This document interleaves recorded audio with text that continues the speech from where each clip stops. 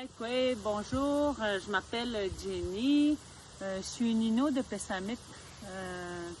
J'ai été nommée ambassadrice pour la campagne de sensibilisation contre la violence pendant la COVID-19. Je travaille à la maison communautaire Misnak depuis plus de 10 ans. C'est une maison d'hébergement qui est située en milieu urbain ici à Québec. Et je vais essayer de vous accompagner du mieux que je peux pendant cette campagne de sensibilisation contre la violence.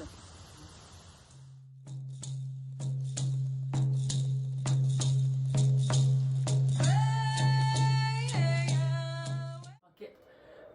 Premièrement, quand on parle de violence conjugale ou de violence familiale, c'est important de dire que ça ne s'installe pas tout de suite au début de la relation. Ça s'installe de façon graduelle, c'est lent.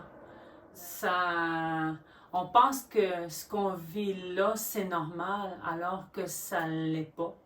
Puis lentement, puis pendant que la relation avance aussi, c'est important aussi que l'intensité aussi de la violence, elle augmente aussi. Puis la violence, on sait que dans une relation, c'est du contrôle. C'est un moyen aussi pour dominer l'autre personne. Puis ça se produit dans toutes les formes de relations. Ça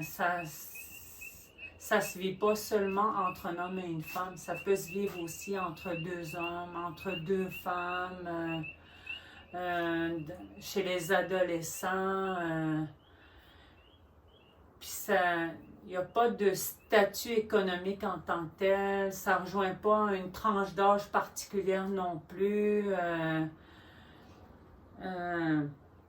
Puis ça ne concerne pas une nation particulière non plus. On ne peut pas dire que ça concerne seulement les Autochtones. Tout le monde a envie de la violence.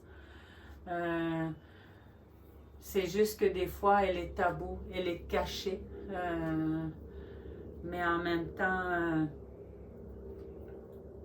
avec l'entourage, des fois, on peut se sortir de cette toile-là. Puis quelqu'un qui vit de la violence,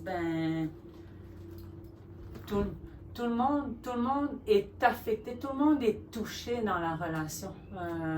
C'est pas, on dit que les femmes en vivent beaucoup plus, mais les hommes en vivent autant aussi.